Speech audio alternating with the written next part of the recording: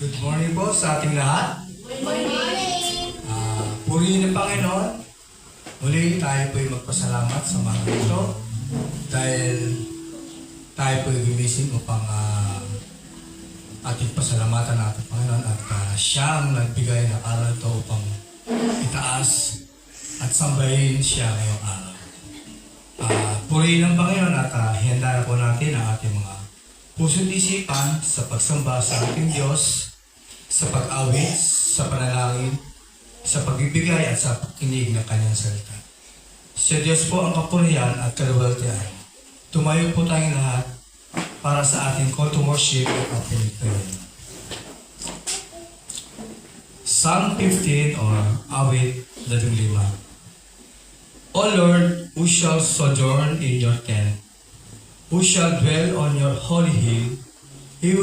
He who walks blamelessly and does what is right, and speak truth in his heart, who does not slander with his tongue, and does no evil to his neighbor, nor takes up a reproach against his friend.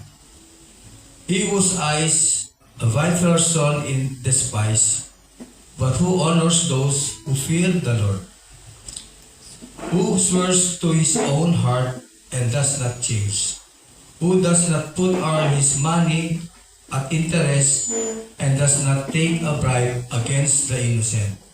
He who does these things shall never be moved. Tayo po'y manalangin. O Diyos namin makapangyarihan, maraming salamat po, Panginoon, sa araw na ito, na iyong ginawa upang muli kami sambahin at parangalangan ka. Inilalapit namin, Panginoon, ng bawat isa at patawarin mo sa aming mga nagagawang pagkakasala at tuwid mo sa pamamagitan ng iyong salita. Panginoon, salamat po sa pagtubos sa aming mga kasalanan at sa pagpako sa krus upang kami ay mailigtas. Salamat din, Panginoon, sa pag-ibig at katapatan na iyong binibigay. Lalo na, Panginoon, sa mga biyaya at kaligtasan na aming pamilya. Dalangin namin, Panginoon, na sa araw na ito ay ang salita mo lamang ang aming marinig at wala nang iba. Alisin mo, Panginoon, ang mga bumabagabag sa aming mga puso't isipan at ang salita mo lamang ang aming marinig ngayong umaga. Kaya, Panginoon, pinupuri namin at pinasalamatan at binabalik sa iyo ang mataas na papuri pagsamba sa matang sa promises. Amen. Ngayon po ay inaanya ko po ang lahat upang umawit ng papuri pagsamba sa ating Panginoon sa pangunguna po ng ating music team.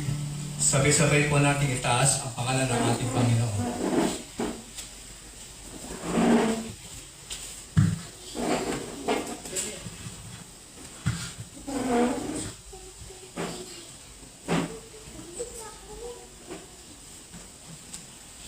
Good morning po sa ating lahat. Psalm 15 verse 1 to 5 says, O Lord, who shall sojourn in your tent? Who shall dwell on your holy hill? He who walks blamelessly and does what is right and speaks truth in his heart, who does not slander with his tongue and does no evil to his neighbor, nor takes up a reproach against his friend, in whose eyes a vile person is despised, but who honors those who fear the Lord, who swears to his own hurt and does not change, who does not put out his money at interest and does not take a bribe against the innocent. He who does these things shall never be moved. Ipinahayag ni Haring David sa kanyang awit ang mga katangian ng isang taong karapat-dapat na lumapit at manahan sa presensya ng Diyos. Binibigyan din ng mga katangian tulad ng may katuwiran, katotohanan at integridad. Hindi niya tinatanggap ang kay Yahweh ay tinakwil. Sa kanyang mga pangako, hindi siya taksil, at hindi niya pinagsasamantalahan ang mga nangangailangan. Ito ay naglalarawan ng mga katangian ng isang tao na namumuhay sa paraang kalugod-lugod sa Diyos at tinatamasa ang isang pinagpalang pagsasama sa Kanya. Ngunit sa ating mga kasalanan, wala naman sa atin ang namuhay ng ganito. Tayo yung masama, manlilinlang, mga api, walang malasakit at mapagpanggap. Tanging ang Panginoong Hesus lang ang namuhay ng may katuwiran, katotohanan at katapatan. Dahil siya lang ang kinalulugdan ng Ama, paalala ito na ang paglapit sa presensya ng Ama ay sa pamamagitan ng kanyang biyaya lamang. Sapagkat siya ang ating tagapamagitan at manunubos. Maaari tayong lumapit ng may tiwala sa Diyos at manahan sa Kanya. Kaya mga kapatid, halina't awitan natin ng buong galak at buong puso ang ating Panginoon na nagliligtas at nagmamahal sa atin. Let's sing the formations.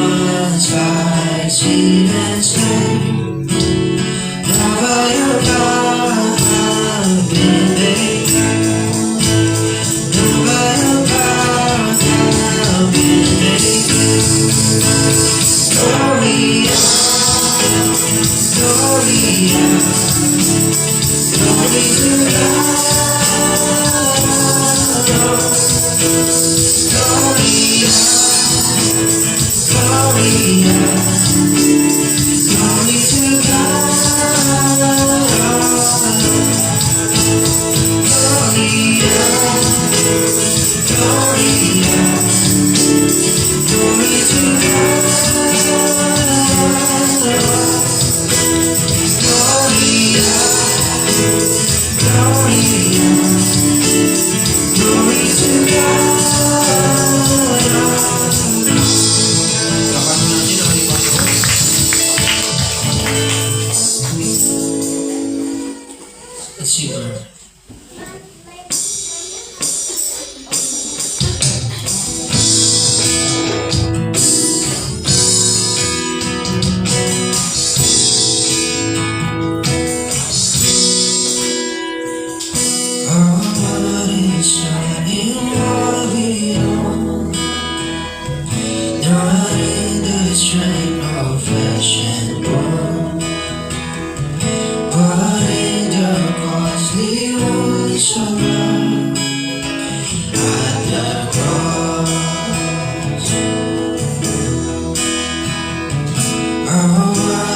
sun is morning, in win or lose in pride or shame.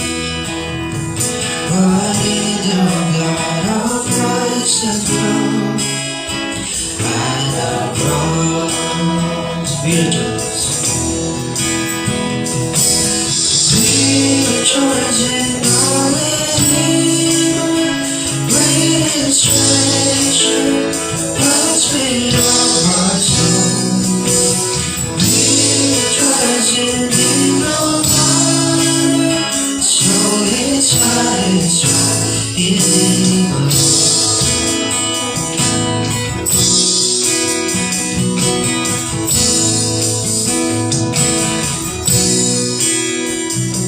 As summer flowers we fade and die, thank you and beauty glorify. But love eternal was to us at the cross. We will not boast in God Almighty, or human wisdom sweet and high. But we will boast in knowing Christ at the cross. We rejoice in our Redeemer, greatest treasure, God's sweet of our soul. We rejoice in Him, no wonder, so it's satisfied in Him alone.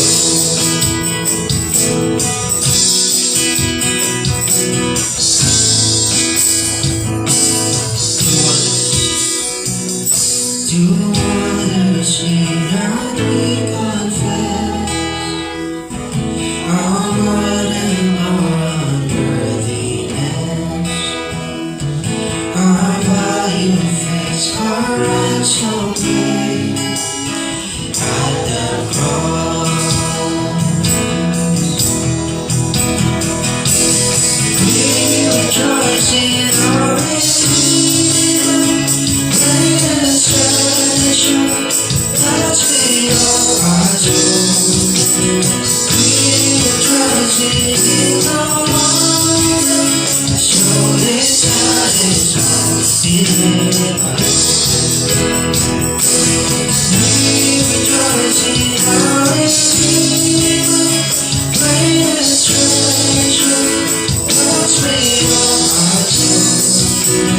We rejoice in Him, no wonder, so it's satisfied in Him alone.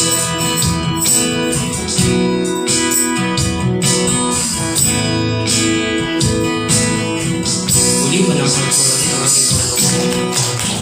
Ito tayo.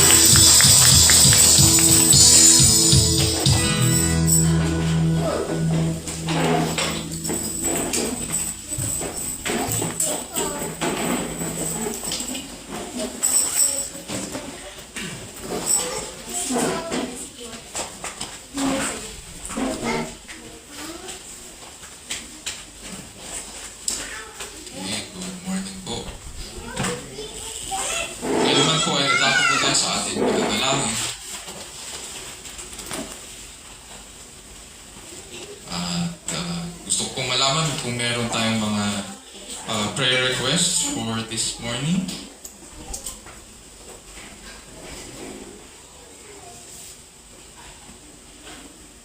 Meron po? Wala? Sige po.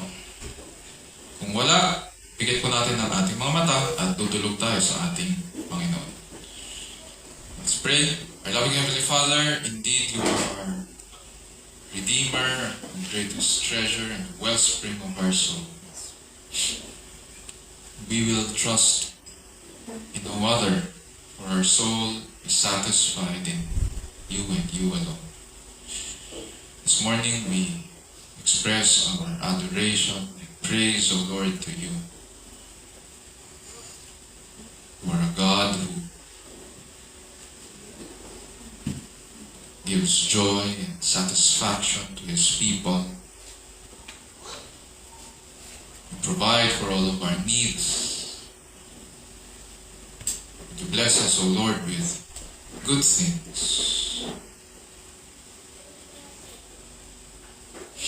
O Lord, we are thankful that you have given us once again this new day so we can come to you as one family, as one body in Christ, blessing you and praising you for who you are and all that you've done.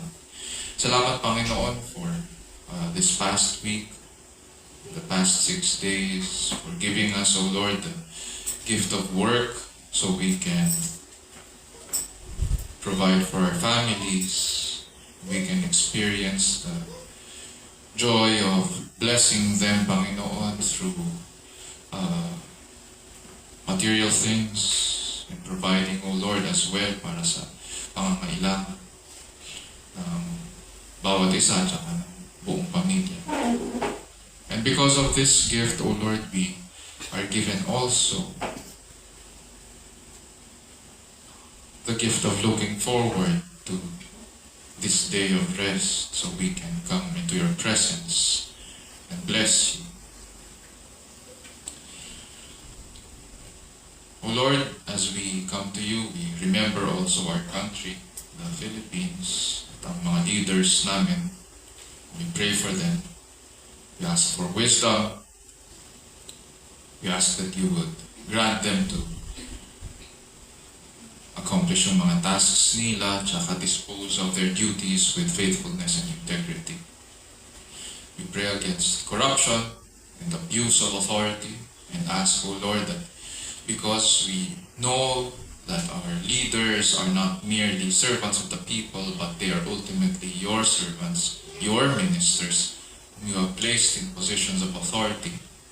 So we pray, O Lord, that as you have given them responsibility, so also we pray, O Lord, that they may be held accountable, Panginoon. We do not understand, Panginoon, na lahat ng nangyayari, Panginoon, sa aming government, sa administration na ito. And we confess that. But your word says that you know the end from the beginning, that you know all things. And your eye sees all things as well. And so it gives us comfort, Panginoon, to know the truth that above all thrones and powers and authorities and rulers, there is one who sits above all, and that is you. And because you rule over all, you are sovereign over all, this is what keeps us, this is what gives us sleep at night.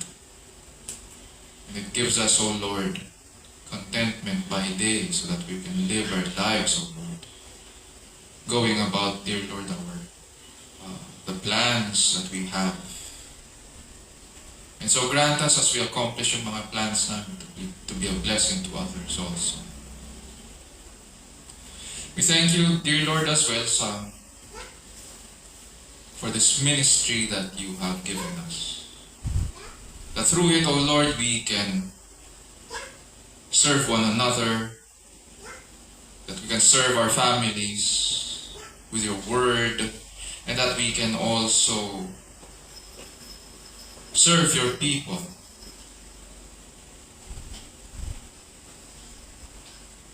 We pray, O Lord, that you would grant us to be faithful in our calling to make disciples of all nations, baptizing them in the name of the Father and of the Son and of the Holy Spirit, teaching them all the things that you have commanded us to do. And so we pray, O Lord, that as we do these things, may we also hold on to the promise that you would be with us even unto the end of the age. O Lord, we pray that you would also grant us to not only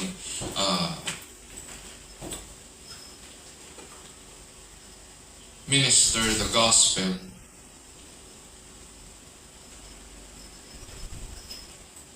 to our families, but that we would also strengthen one another with it, and also the people you send our way.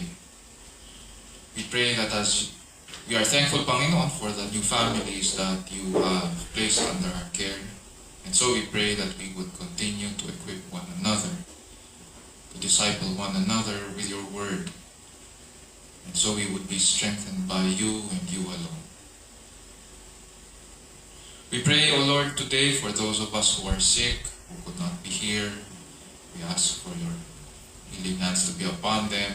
For those who have allergies at saka may mga physical conditions that need to be managed, we pray, O Lord, that may you grant us to respond positively sa mga medicines that we're taking. We pray that you would strengthen our bodies also as we care for it. For we understand, O Lord, that just as our bodies have been given by you, so we pray that you have called us. We are given the responsibility to take care of it as well. So we pray, O Lord, that we would continue to be reminded about the things that we take in and should not take in. We pray, O Lord, that you would help us so that we would be able to continue the things that we are responsible for, accountable for. And we pray, O Lord, that you would be glorified through the lives that you have given us. We also pray for those who could not be here, Panginoon. We pray for our loved ones na nasa abroad, and we pray that you would open their eyes to the truth as well. For those of us who need to hear the truth, we pray that you would open, O Lord, our ears and hearts, that we would find Christ, our Redeemer, beautiful above all things. And so as we come to you in the study of your word, we pray that you would give us ears to hear and eyes to see. Grant us to behold your beauty, Panginoon, and majesty and all your excellencies. And as you call out our names, we pray, O Lord, that we would hear your word. And as you speak to us, we pray, O Lord, that you would also crush our hearts,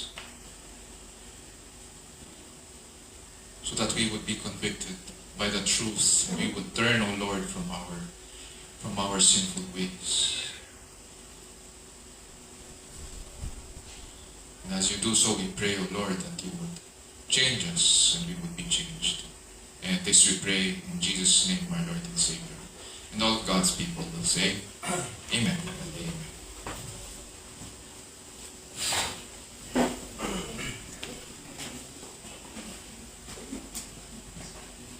Ngayon po ay dadako na po tayo sa pagbasa ng salita ng Diyos na magmumula po sa Luke chapter 18 verses 18 to 27 sa panguna po ng ating kapatid na si Joanna Fairbanks. Tumayo po tayong lahat bilang paggalang sa ating Panginoon.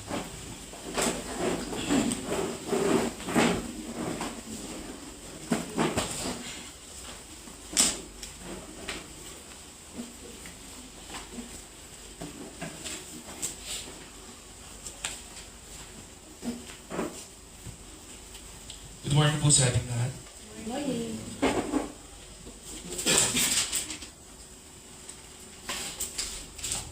Luke 18 verses 18 to 27 says, And the ruler asked him, Good teacher, what must I do to inherit eternal life?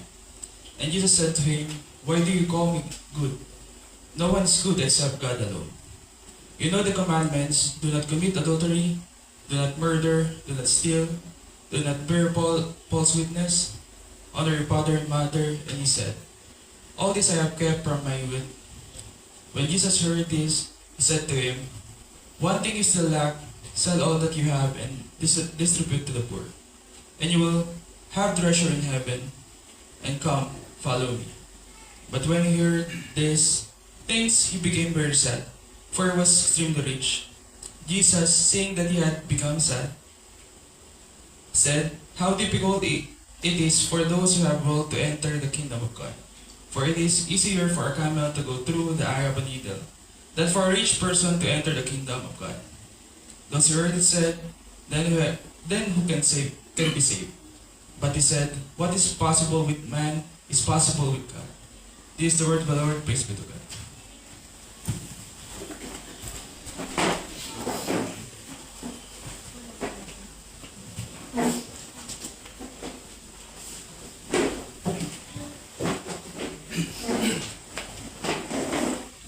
Ang salita ng Diyos ay katotohanan at ito ay kanyang pinasihan. Nagtuturo ito ng katotohanan tungkol sa ating Diyos at ito rin ay nagsasaway at nagtutuwid sa bawat mananampalataya. Sinasanay tayo nito kung paano ang matuwid na pamumuhay ayon yan sa kanyang kalooban at kung paano ang tamang pagsamba sa tunay at nag-iisang Diyos.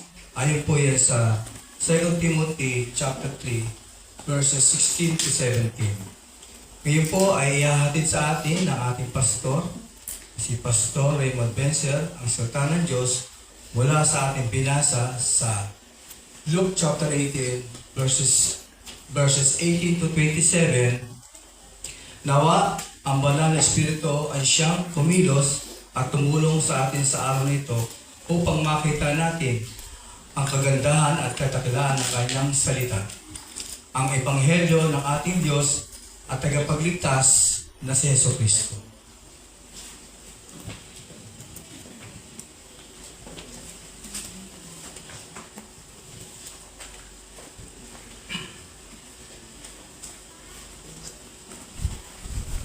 Morning po. Okay. So, nandito pa rin po tayo sa ating series on God's gift of work. And kanina binasa ng ating kapatid yung passage sa English. This time naman po, hayaan niyo pong basahin ko po sa Tagalog. So, Luke chapter 18, verses 18 to 27. At ganito po ang sinasabi. Luke 18, 18 to 27.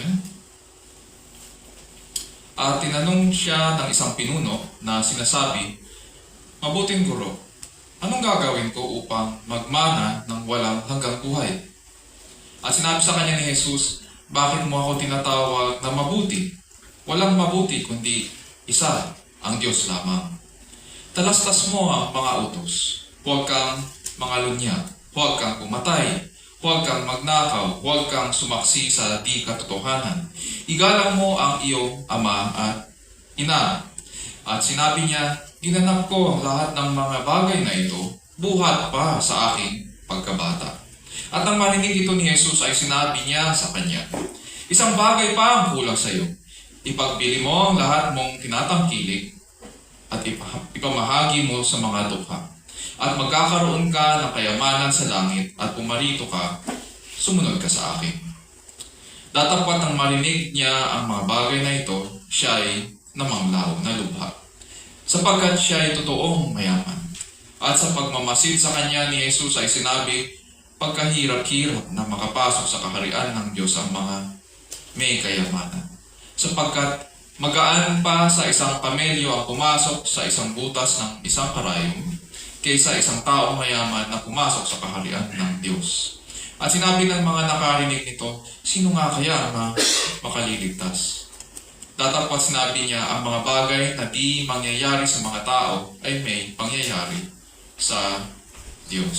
Ito po ang salita ng Diyos. Purihin po ang ating Panginoon. At sa point po sa ating buhay, hindi po natin maikakaila na ang ating trabaho or work gives us satisfaction. Whether it comes from an incentive dahil na-meet natin po ang ating quota, or dahil match ang ating trabaho sa mga skill sets natin at natutunan natin sa school, or simply it's a job well done lang. May happiness sa pagtrabaho dahil kalooban po ng Diyos na ang paggawa ay para sa benefit po ng tao. At ma-fulfill natin ang ating purpose sa pamamagitan nito. And that is what we studied in the past weeks. But we must also understand, mga kapatid at kaibigan, that the world we live in is not perfect. It is not what it seems. In a fallen world, our work also comes with burdens at saka mga temptations. Sabi po ni Richard Phillips, isang theologian and pastor as well, sa kanyang article on work, identity, and the effect of sin, sabi niya, at various times, all of us struggle with the temptations of worldly glory, self-serving power, or the sinful pleasures that can be associated with work. Sometimes we may find that far too much of our identity has become wrapped up in who we are professionally. Of course, none of this is work's fault. It all grows out of our sinful hearts and our tragic ability to stain anything we touch with idolatry and selfishness. Yet our sinfulness does not alter the fact that work is man's sacred calling, received from the very hand of God Himself. And so, may effect po ang ating kasalanan sa ating paggawa. So, no doubt, meron yun. At nakikita yun. Sin has an impact sa ating work. At makikita yun. May destructive effect naman din ng idolatry sa ating mga buhay sa oras na itaas natin ang ating trabaho ng higit pa sa Panginoon. At ito ang pag-aaralan natin sa umagang ito. The times when we, or the occasions when we raise up our work higher, or when we make it God. Yun yung pag-aaralan natin at yung effect nito sa ating buhay. So brothers, sisters, and friends, sa atin po na nahihirapan sa ating pananampalataya, nabibigatan sa trabaho at sa buhay, panalangin ko po na matagpuan natin ang ating kasiyahan at kalakasan sa salita ng Diyos. Nawa, tumimo ito sa ating mga puso at bigyan tayo ng Panginoon ng mga panibagong naisin na makilala siya bilang makapangyarihang Diyos at dakilang manunubos sa kanyang salita. At habang nakikilala natin siya, matutunan nating tumugon sa maayos na pamumuhay sa presensya po ng Diyos, sa ilalim ng kapangyarihan ng Diyos at para po sa kalwalhatian ng ating dakilang Diyos. Sa umagang ito, ang itatanong po natin sa scripture ay what are the detrimental effects of idolatry? Yun yung title natin. What are the detrimental effects of idolatry? Which leads us dito sa ating passage sa Luke chapter 18. Pwede po natin buksan ang ating mga Bibles. Mangyari lamang na buksan po natin ito sa Luke 18, chapter 18 to 27. Ang sumulat po ng aklat na ito ay si Luke. Si Luke po ay isang physician or doctor at kasama sa ministry ni Apostol Pablo. Sinulat niya po ang aklat na ito para sa kanyang disciple na si Theophilus. Si Theophilus po ay kaibigan niya and follower ni Jesus Christ. And most probably, sabi ng mga scholars, ay isang mataas na government official na nangangailangan ng kapanatagan at kasiguraduhan tungkol sa Panginoong Jesus. And so, Luke writes this whole book para sa kanyang friend and disciple or follower of Jesus Christ. Dito sa ating passage na Luke 18, naglalakbay po ang Panginoong Jesus patungong Jerusalem from the north pababa para maghanda sa kanyang kamatayan. And he was passing between Samaria and Galilee. Now imagine this, dahil ito patungo na sila sa last week na ministry ni Jesus Christ, at alam naman natin yun, papunta na rin yun sa Passover. Maraming tao umaakyat ng Jerusalem, or from the north, bumababa, or from different parts of the empire, yung mga Hudyo, umuwi sila. So, may imagine natin na maraming kasama ang Panginoon, maraming nakikinig sa Kanya, and both mga matatanda, mga bata, pati mga kaaway niya, yung mga Fariseo at mga Saduseo at mga Eskriba. And dito sa ating passage, kakatapos lang po niya magbigay ng talinghaga tungkol sa pananalangin at pagtanggap sa kaharian sa pamamagitan ng kababaang loob. Nang biglang may humabol at nagmamadali sa kanya para magtanong. And our passage tells us na itong itong nagtanong sa Panginoon ay isang pinuno. Sa Matthew chapter 19, verses 16 to 22, binabanggit po na isa siyang binata. Kaya nga mapapansin natin sa mga Bibles natin, ang subtitle na nandyan ay The Rich Young Ruler. He is young. Most probably mga nasa 20s to 30s. I will digress lang sandali. Itong passage na ito ay kadalasan ginagamit para i-preach ang evangelism. And yun yung basically yung purpose dito dahil pag tinignan natin kung paano yung structure nito at kung paano i-deal ng Panginoon yung rich young ruler, may kinalaman talaga siya sa papahayag ng ebanghelyo. But at the same time, makikita rin natin na may tema ito tungkol sa idolatry.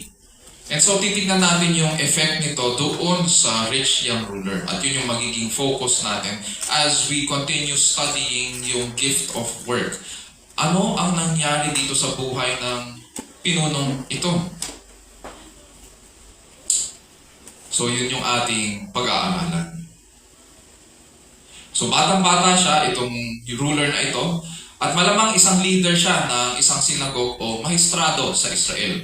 Although may mga scholar po na nagsasabi na hindi siya mahistrado dahil bata pa lang siya.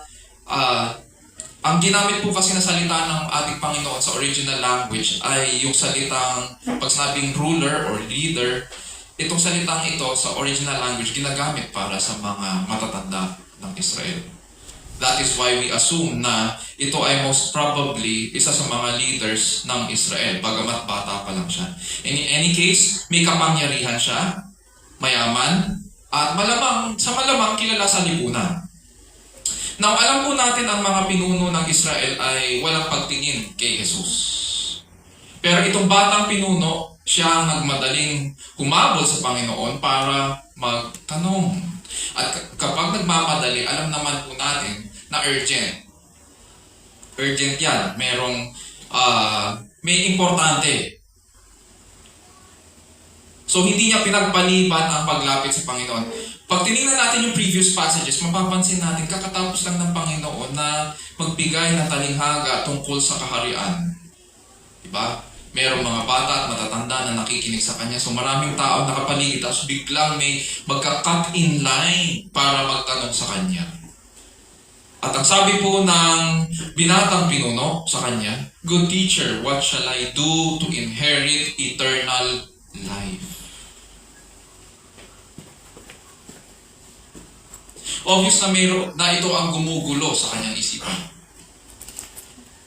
On the one hand, meron siyang kapangyarihan at kayamanan. Pero mapapansin natin, kaya niya ito tinanong kay Jesus dahil hindi po siya satisfied sa kanyang buhay.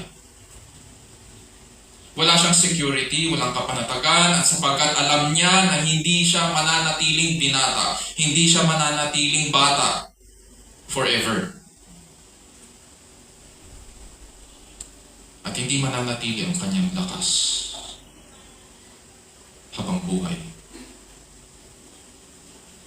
Tatanda siya tulad ng lahat, magkakasakit, mamamatay. So anong issue niya?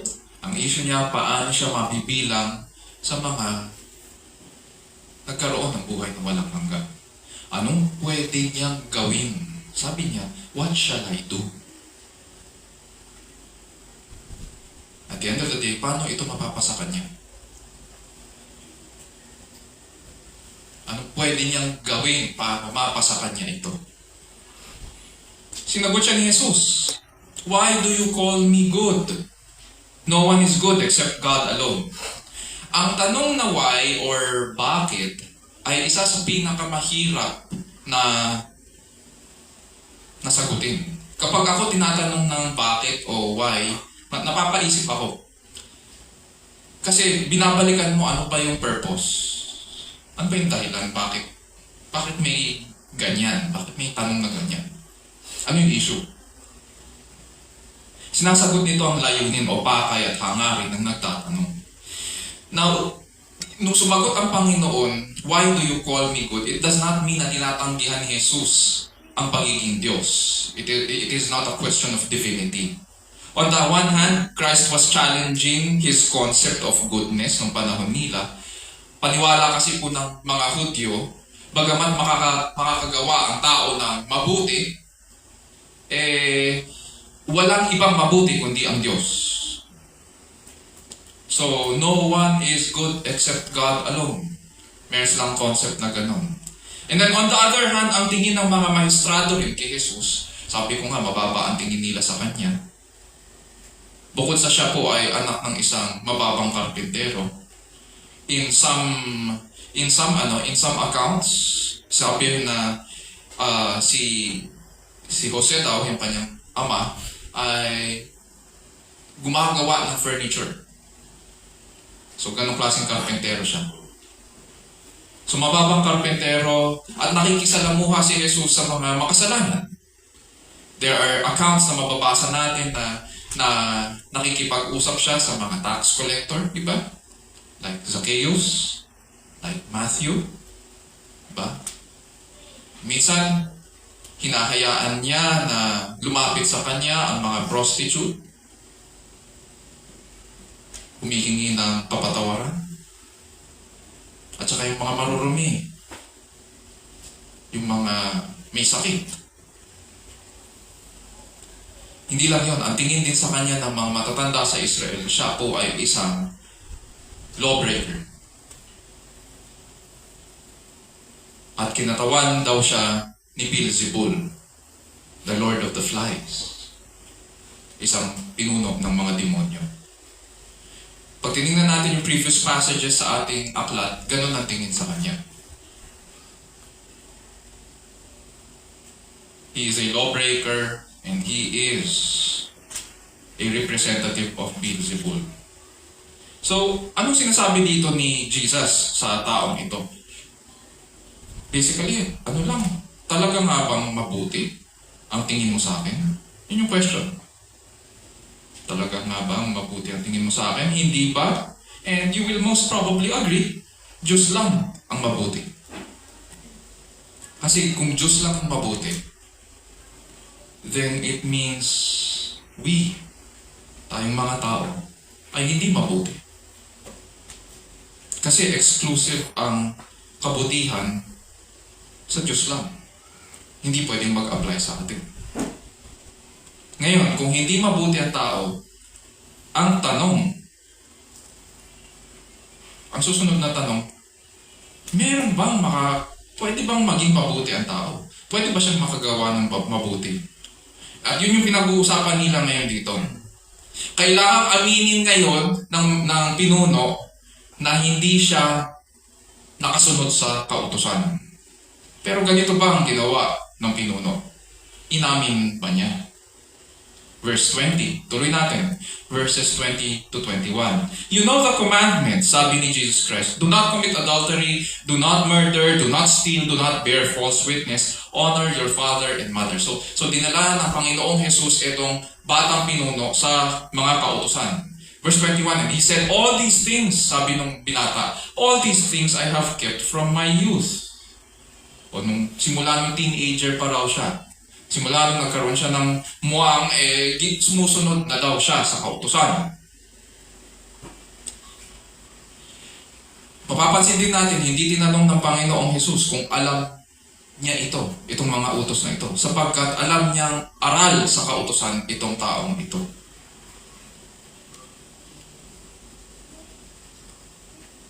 At tinatanong ng binata, ano ang maaari niyang gawin?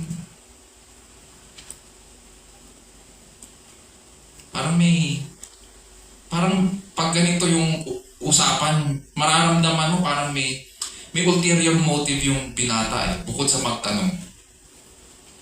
Parang minsan mararamdaman, gusto pa niya ma-validate siya. Hindi siya nagtatanong na dahil gusto niyang malaman, kundi kaya siya nagtatanong kasi gusto niyang i-validate mo na tama yung iniisip niya o tama yung ginagawa niya. Sinusundot ka lang niya para sumagot ka ng oo, pero ang hinihingi niya ay hindi yung information mula sa'yo, kundi yung affirmation mo.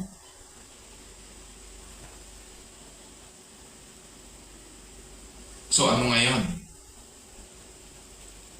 Sabi ng Panginoon sa kanya, talastas mo ang mga utos.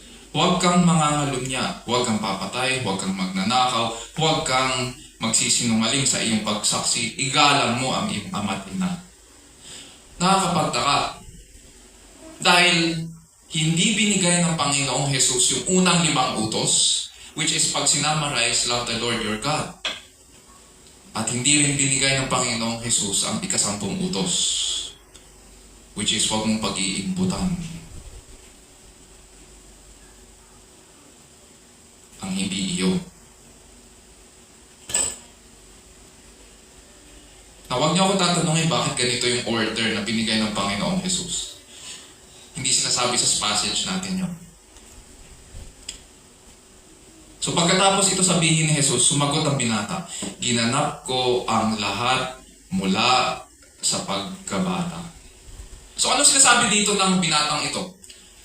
Ang sinasabi niya, perfect po ako dyan, guro. Wala akong sinirang utos. Ginawa kong lahat para maging matuwid ako. Oh no. Eto na. So ano nangyari? Verses 22 to 25. When Jesus heard this, he said to him, "One thing you still lack. Sell all that you possess and distribute it to the poor, and you shall have treasure in heaven. And come follow me." But when he had heard these things, he became very sad, for he was extremely rich. And Jesus looked at him and said, "How hard it is for those who are wealthy to enter the kingdom of God. For it is easier for a camel to go through the eye of a needle than for a rich man to enter the kingdom of God." So sinabi sa kanya ng Panginoon, hindi ka perfect. Dahil may nakalimutan ka. And so Jesus challenged him kung paano niya makakamtan ang buhay na walang hanggan. Kasi ang tanong niya, ano ba ang dapat kong gawin? So itong gagawin mo. Anong sagot ng Panginoon? Ipagbili raw niya ang lahat ng kanyang tinatangkilik, ipamahagi ito sa mga dukha. Tapos doon pa lang siya magkakaroon ng kayamanan sa langit at sumunod siya kay Jesus. Anong naging tugon ng bata? Nalungkot po ang batang pinuno. Gusto ko yung Tagalog version. Dahil superlative ang ginamit doon. Namanglaw siyang lubha. And scriptures tell us why. Kasi sabi diyan, he was extremely rich. Hindi siya ordinaryong mayaman. Extremely umaapaw.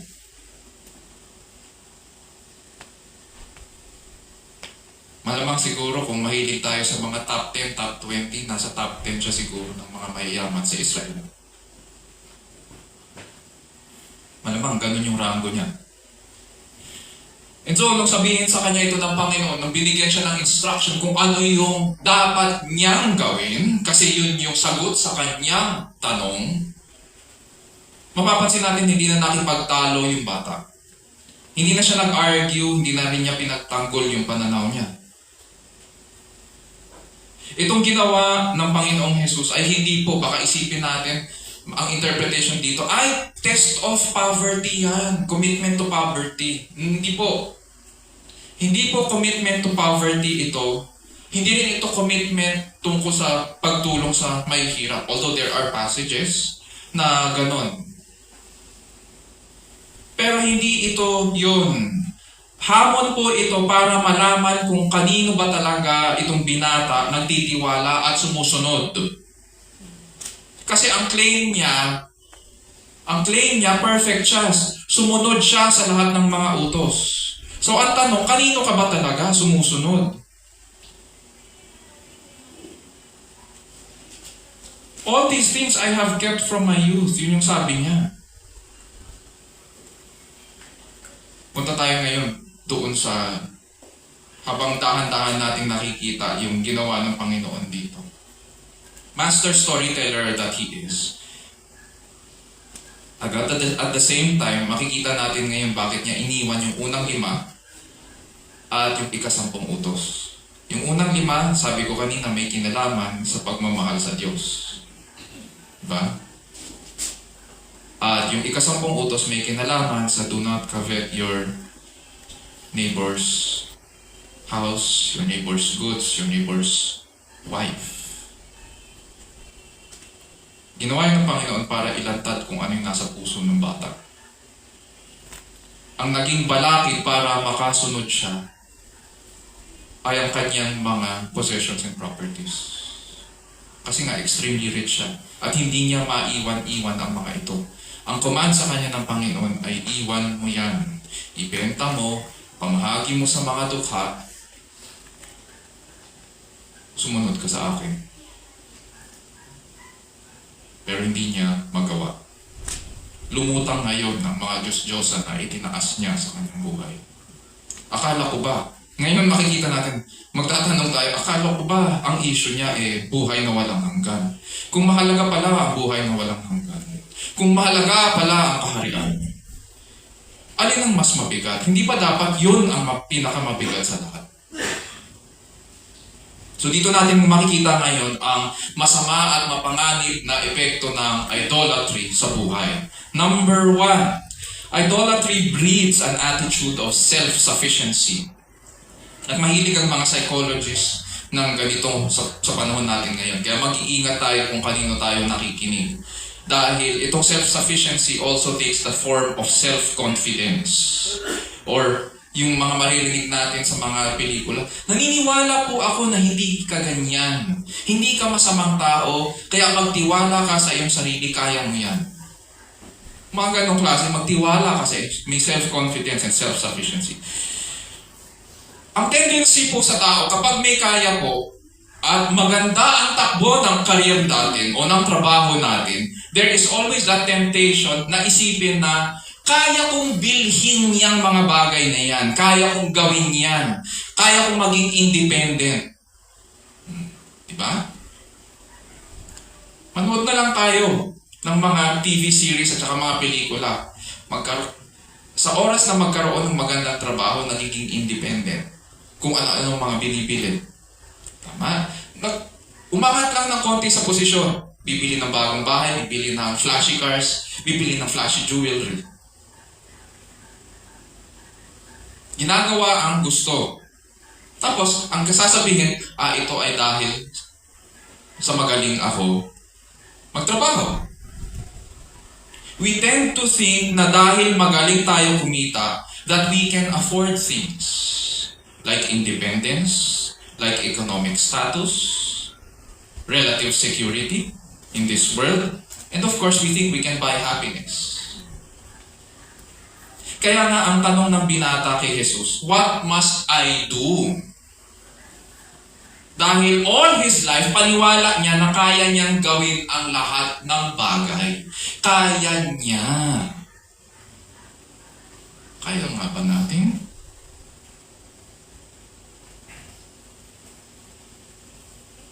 Yung binata rin ang nagsabi, all these things I have kept from my youth. At worse, nang hamunin siya ng Panginoon ngayon, natanggapin ang kabutihang loob ng Diyos, tinanggihan niya ito. Akala niya, kaya niyang pumasok sa kaharian ng Diyos sa sarili niyang kakayanan. Idolatry breeds an attitude of self-sufficiency. Gusto ko rin idagdag dyan, and stubbornness, katigasan ng ulo. Pangalawa, idolatry makes gods of happiness out of corruptible things. Idolatry makes gods of happiness out of corruptible things. Ang tanong po ng binata sa Panginoong Jesus, what must I do to inherit eternal life, ay may kinalaman po sa kanyang kinabukasan. He was trying to secure his future. Ganyan ang selling point. Maraming may selling point na ganyan ngayon. Simula sa networking, hanggang sa insurance, hanggang sa real estate, at sa iba't iba pa. Iisa lang.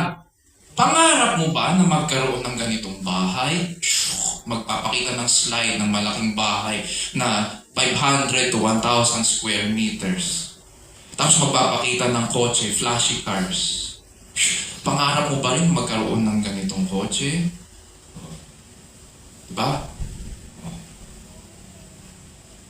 Kailangan i-secure mo ang future mo. Kailangan may financial security ka. Kailangan ganyan, bebentahan ka ng kung ano-ano. Yun ang binibenta sa atin ng mundong ito. Last week, nasabi ko po, we do not hold the future in our hands. The future is a gift from God. Hindi ko sinasabi na huwag magplano. Pero, ultimately, kailangan nating maintindihan na hindi dapat ang confidence natin ay nasa ating kamay, kundi nasa Panginoon. God has given us the wisdom, I agree. Kailangan natin mag-set ng direction. Kailangan maging careful sa mga decisions. I agree. Pero hindi tayo ang masters of our destiny. The future comes from the Lord.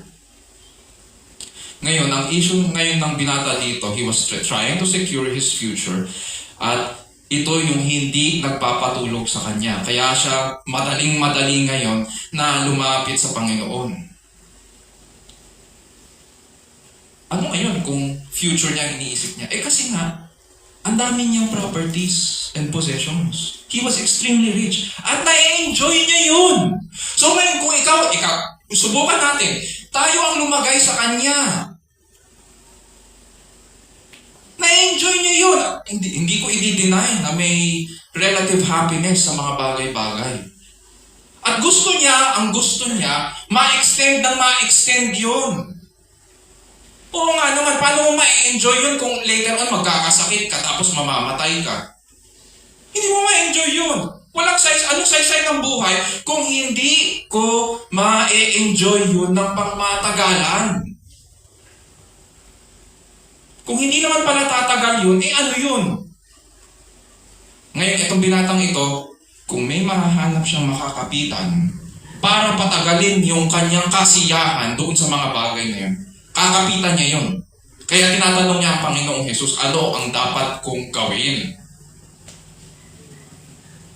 Pero nang bigyan siya ng Panginoong Jesus ng solusyon, para maiwanan niya ang pinagmumulan ng problema niya, he found Christ's solution unacceptable. Naging threat ito sa kanyang mga plano. At para sa kanya, mas may halaga, mas may bigat, at mas may kasiyahan pa sa mga bagay na kanyang tinatangkilik kaysa sa kayamanan na pinapangako ng ating Ama sa langit. Mas may kasiyahan sa kanya ang mga bagay na nabubulok kaysa sa mga bagay na pinangako ng Diyos na tatagal sa walang hanggan. Hindi niya tinanggap yun. Idolatry makes gods of happiness out of corruptible things. Pangatlo, idolatry hinders entry into the kingdom. Dahil lumalabas na walang halaga sa kanya ang kaharian ng Diyos, wala ring halaga sa kanya ang buhay na walang hanggan. Hindi naman talaga buhay na walang hanggan ang hinahabol niya eh. Ang hinahabol niya ma-extend yung kasiyahan niya doon sa mga bagay na nabubulok. Hindi ko sinasabi na walang halaga yung mga bagay na pinagkakaloob sa atin ng Panginoon dito. Hindi ko rin sinasabi na hindi dapat inaalagaan yan. Pero kung itataas natin yan to the point na yan ang magiging priority natin sa buhay na ito, we are mistaken. They do not deserve to be gods. They do not deserve to be our masters. At dahil dahil iba ang Diyos na kanyang kinasisiyahan at pinahahalagahan, hindi siya makakapasok sa kaharian. Sa ating passage, pagkatapos mamanglaw ng binatang pinuno, tinignan siya ni Jesus. In other passages, ang description kung paano siya tignan ng Panginoon, tinignan siya ng Panginoon ng may pag-ibig or awa. So dito, hindi na binanggit ni Luke. Tinignan siya ni Jesus at sinabi sa kanya, "How hard it is for those who are wealthy to enter the kingdom of God. For it is easier for a camel to go through the eye of a needle than for a rich man to enter the kingdom of God." Noong panahon nila, at sa tingin ko, sa panahon din natin, ganito pa rin ang nangyayari. Mataas ang tingin nila sa mga mayayaman dahil ang tingin nila, riches are blessings from God. Ganon din ang tingin ng kultura natin sa mga kayamanan. Uy, blessed ako. Anong ibig niya sabihin?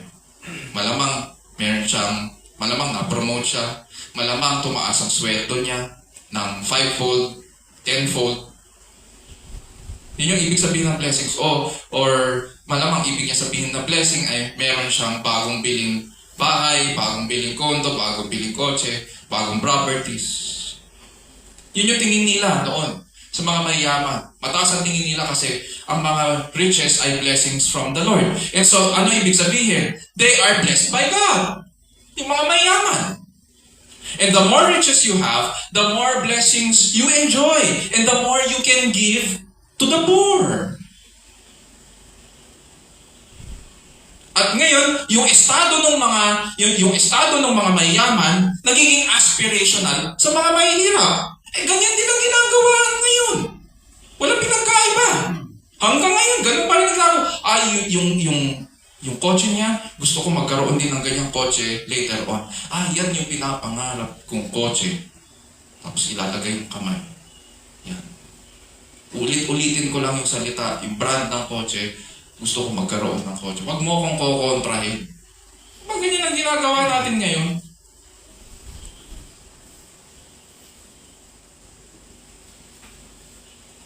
Pero dito sa verses 24 and 25, kinontra ng Panginoon ang takbo ng kultura. Sabi niya, bagamat tingin nyo na pinagpala sila at marami silang nagagawang mabuti at natutulungan nila ang ating mga kapatid na nangangailangan sa mundo, hindi po sila makakapasok sa kaharian. Last week, nag-aaral kami ng youth at saka young professionals tungkol sa total depravity. Ang question sa atin, maaari bang gumawa ng mabuti ang tao sa mundong ito? Ang sagot, yes. Pero, it does not mean na porket nakakagawa ka ng mabuti sa mundong ito ay hindi ka depraved. Diba? Yan yung pinag-aralan natin. At ngayon, pinapakita ng Panginoon. Yun yung pinupunto niya rito. Hindi ibig sabihin nakakagawa ka ng mabuti sa mundong ito at marami kang natutulungan, ay ibig sabihin automatic kang makakapasok sa kaharian. Hindi, sabi pa nga niya, hindi sila makakapasok sa kaharian ng Diyos. Imposible na magawa nilang pumasok. Kaya nga sabi ng Panginoon, mas madali pang makapasok ang isang kamelyo sa butas ng karayom. Pag inisip mo yun, ganun. Laki-laki ng kamelyo. Ang liit ng butas ng karayom. Yung figure of speech ng Panginoon, kahit na gawin mong literal, ang maiisip mo, imposible yun. Yun nga yung punto doon. Imposible. Imposible magawa nilang pumasok. Ang tanong niya kasi, anong dapat kong gawin? Nang sinabi ng Panginoon ang totoo, ito ang dapat mong gawin. Ayaw niya. Nagsabi ng totoo ang Panginoon, ito ang dapat mong gawin. Kung gusto mo maging mabuti sa harapan ng Diyos, ito. Bakit hindi mo gawin? Sinasabi mong mabuti ka. Sa harapan ng Diyos, gusto mong i-justify ang sarili mo, ito.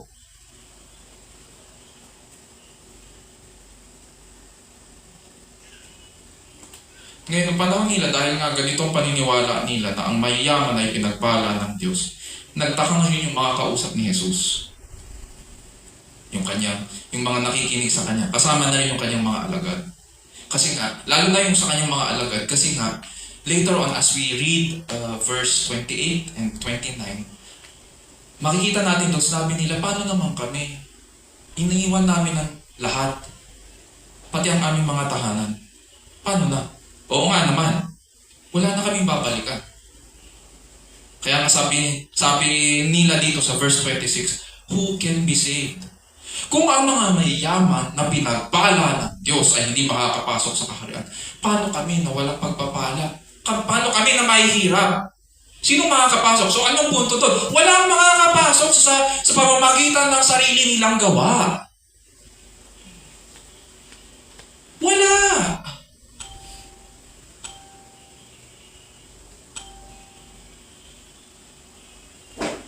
May nag-react sa video.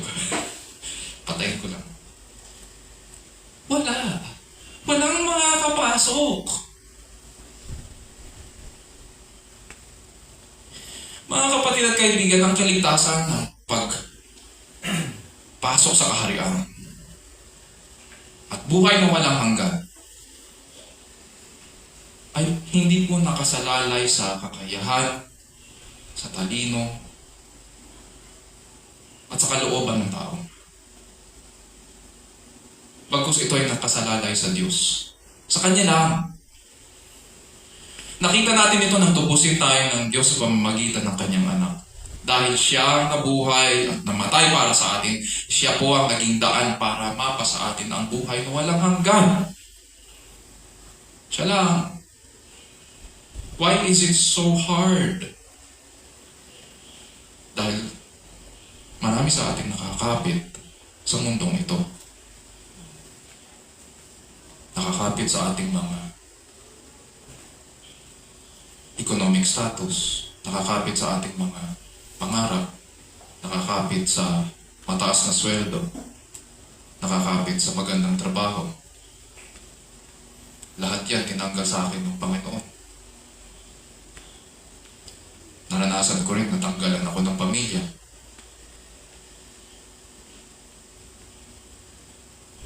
Pero nagpabaya ba ang Panginoon? Hindi.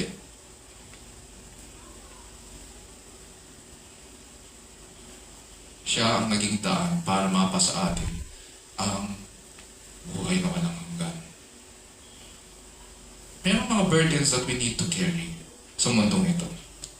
Kaya nga ang hiling ng kaharian ay hindi pag-asa sa ating sarili o confidence sa ating sarili, kundi kababaang loob para matanggap natin ang kabutihang loob ng Diyos.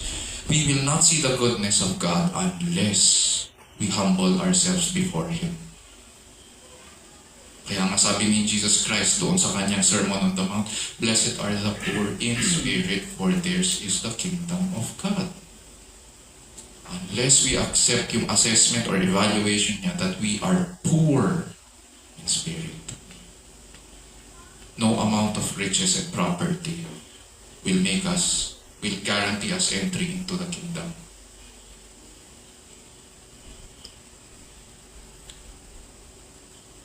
And so,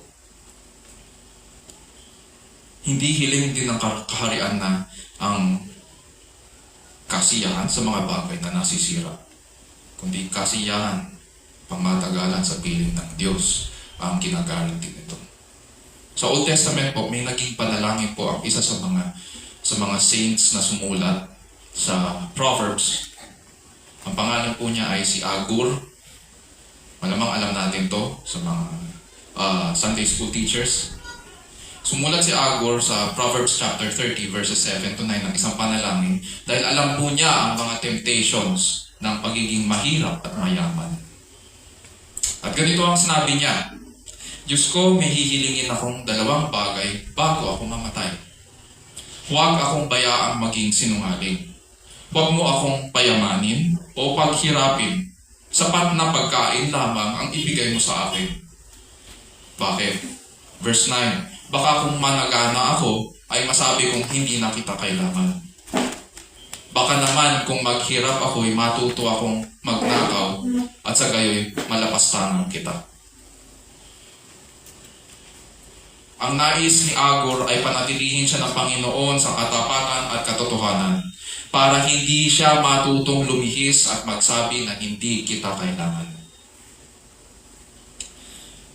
Ang isyu ng buhay po na walang hanggan ay hindi po nakasalalay sa ating kabutihan, kundi sa kabutihan ng Diyos. No amount of wealth or resources, abilities and skills and authority here on earth will gain for us eternal life. Maging babala po ito sa atin. Kapag meron tayong wealth and power, there is always that temptation of self-sufficiency. In our sinful hearts, we make little gods out of corruptible things. Doon tayo yumuyukod. Tulad ng, ano ba itong mga little gods na ginagawa natin, na inuukit natin sa ating mga isipan? Tulad ng trabaho, ng posisyon, ng economic status, ng salapi or money and the comforts of life, authority. Bakit natin ginagawa yan? Kasi gusto nating tumagal ang ating kasiyahan sa mga bagay na ito. Pero nalin lang tayo na ang tunay na kasiyahan ay nanggagaling sa mga bagay na nasisira at nabubulok. Nalin lang din tayo na maaari tayong maging masaya ang matagalan sa isang buhay na wala sa Diyos. And so, nagiging hadlang ang kaharian ng Diyos sa mga ganitong klaseng makasariling plano. At hindi natin ito tatanggapin. Hindi natin tatanggapin ang kaharian. These are the detrimental effects of idolatry. That's why idolatry makes it impossible to enter the kingdom. For those of us who have left homes to follow Christ, nakita natin kung anong halaga ng pagsunod kay Kristo. At meron talagang kailangang iwan. It is God's grace that leads us home for those of us who are homeless in Christ. Sabi nga ni Christ dito, the things that are impossible with people are possible with God. Isa puso natin ang mga bagay na ito at purihin natin ang ating makapangyarihan at dakilang Panginoon. Tayo na lang.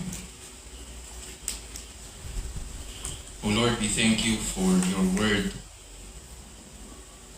We thank you for these warnings. And at the same time, salamat din Panginoon for the correction.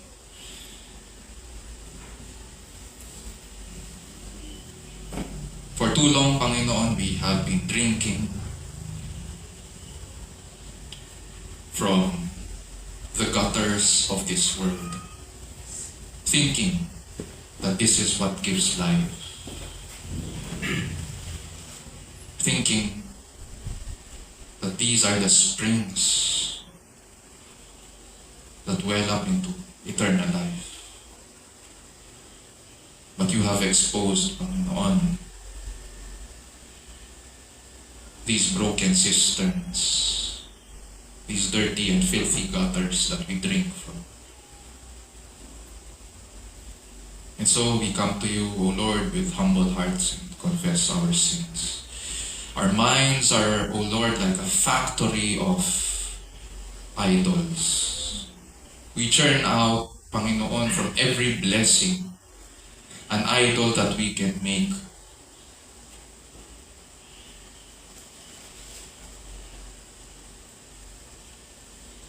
But, O Lord, our prayer is that may you crush us just enough so that we would see your beauty and glory. And so that we would realize that we need you. That we are dependent on you.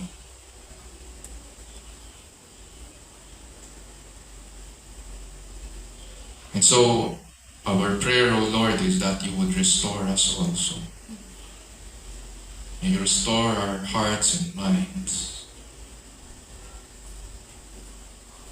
so that we would only behold the things that are beautiful and holy and noble.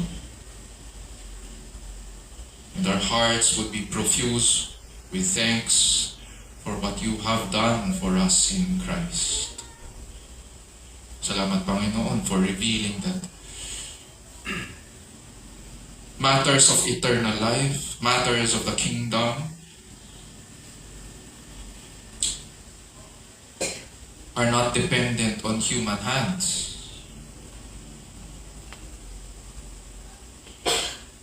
but they are issues of God's work. And so we are required to come to you in faith and humility.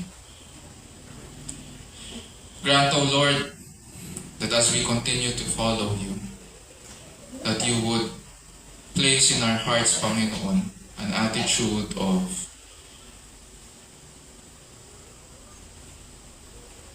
a humble attitude of the servant, Panginoon, the desire to follow you all the days of our life. And even, O Lord, when our faith is tested, we pray that you would strengthen us. Even when we are burdened, Panginoon, with the cares of this world, grant us, O Lord, to see your beauty and glory. Grant us to see eternity and how the things of this world, Panginoon, and its corruption and spoil are nothing compared to the joy and happiness that you give your people.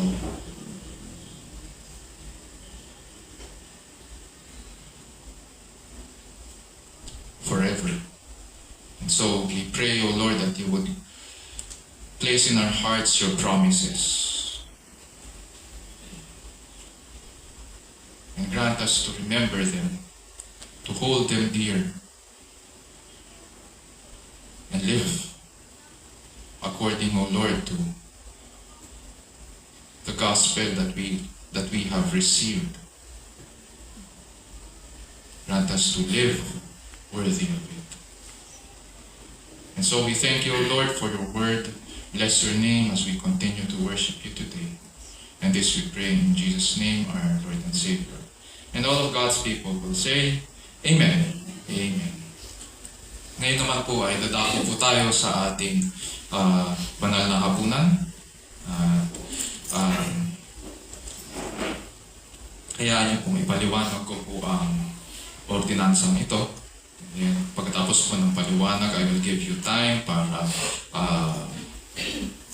suriin ang ating mga sarili sa harapan ng Panginoon, and then sabay-sabay tayo magpa-participate sa Lord's Supper. After the prayer, tatawagin po natin si Kuya Owen at saka si Brother Jonah para sa pag-distribute ng ating mga elements. Okay.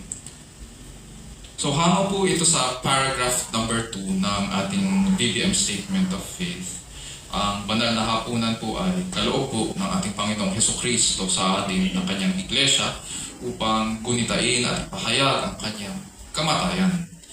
Nagsisilbi rin itong paalala sa lahat ng mga hinirang na darating ang araw na matatanggap natin ang lahat ng mga pagpapala ng kaligtasan at mauupo tayo kasama niya sa kanyang kapag. Sa makatuwid, ang banal na hapunan ay nagsisilbing patikim din na pagpapala ng lahat ng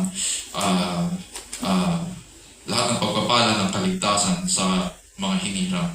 Ang mga elemento ng banal na hapunan, ang tinapay at ang alak po, ay larawan ng katawan at bagong tipan sa dugo ni Kristo. Dahil ito'y panlabas na patotoo ng kagandahang loob ng Diyos sa kanyang mga hinirang, pinapahayag po natin sa pamamagitan nito na kaisa po tayo sa kanyang kamatayan at patuloy niya tayong iniingatan hanggang sa kanyang pagbabalik.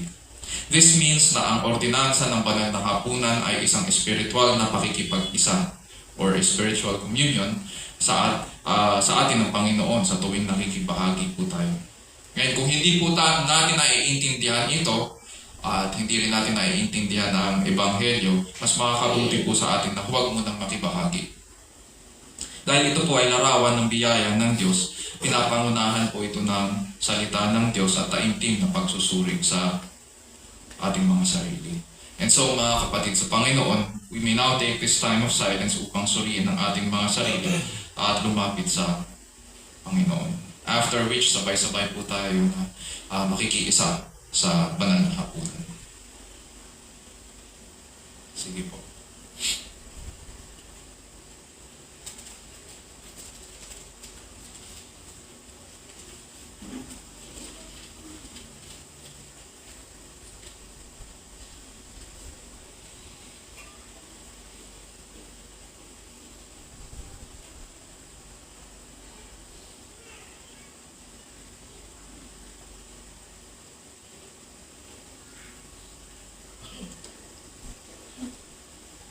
O Lord, we thank you for this gift that you have given your people, that through the ordinance of the Lord's Supper we can come together to proclaim the good news by participating, taking in the bread and the wine. O Lord, we pray that as a church, may we not only show the gospel, but as one body, we pray that we would be able to proclaim this. And so grant us to glorify you, O Lord, as we participate in this holy ordinance. And this we pray in Jesus' name, our Lord and Savior. Amen. Amen. Tawagin po natin si Kuya Oweng at si Brother Jonah sa pag-distribute ng mga elements. Tumayo po tayong lahat.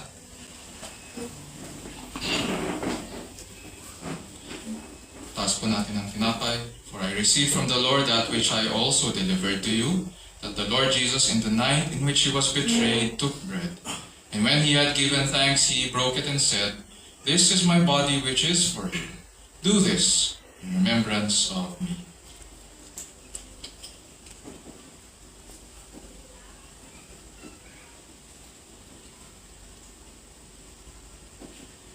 Taas po natin ang sarong. In the same way, he took the cup also after supper, saying, "This cup is the new covenant in my blood. Do this as often as you drink it in remembrance of me." For as often as you eat this bread and drink the cup, you proclaim the Lord's death until he comes. Let's pray. O Lord, we thank you that you have given us the privilege to come together as one body to proclaim your death until you return. And so grant us, O Lord, to be faithful as a church. Grant us, O Lord, to see its importance in the life of your people. Grant us to encourage one another as well until you return. And this we pray in Jesus' name, our Lord and Savior. And all of God's people will say, Amen. Amen. Maaari na po tayong umupo. Ngayon po ay dadako na po tayo sa pagbibigay or tithes and offering.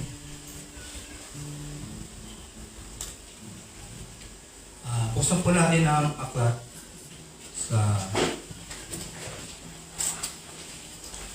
2 Corinthians chapter 9 verses 7 to 9.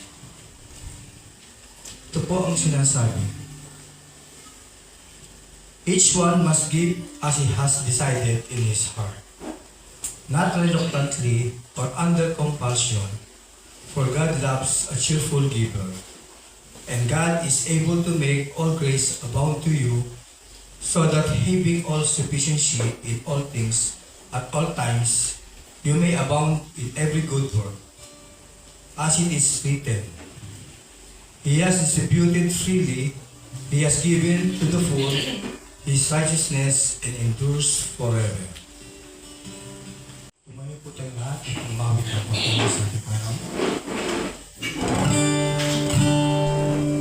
Praise God.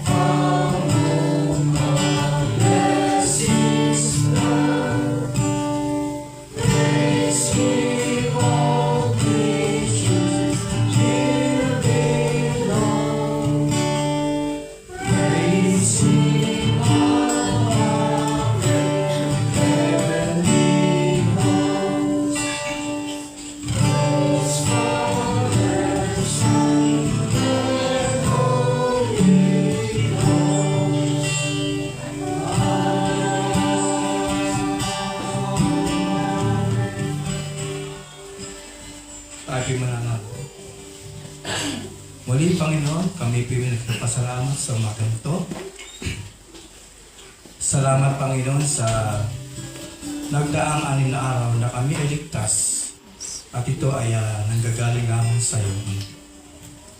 Salamat, Panginoon, sa pinansyal at pisikal na iyong binibigay sa aming pamilya.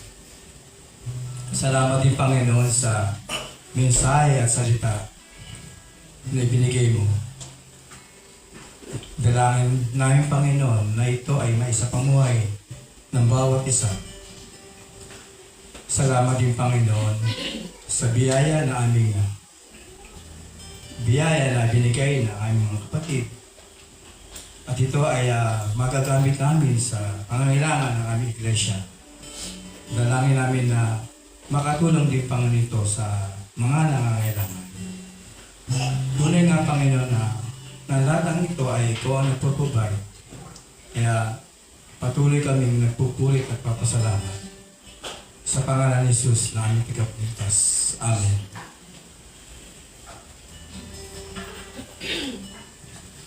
Manaliti po tayo para po sa closing and benediction.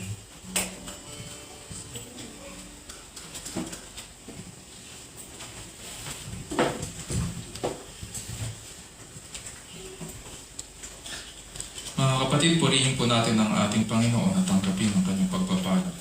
Now to Him who is able to keep you from stumbling and to make you stand in the presence of His glory, blameless with great joy. To the only God our Savior, through Jesus Christ our Lord, be glory, majesty, dominion, and authority, before all time and now and forever. Amen. Amen.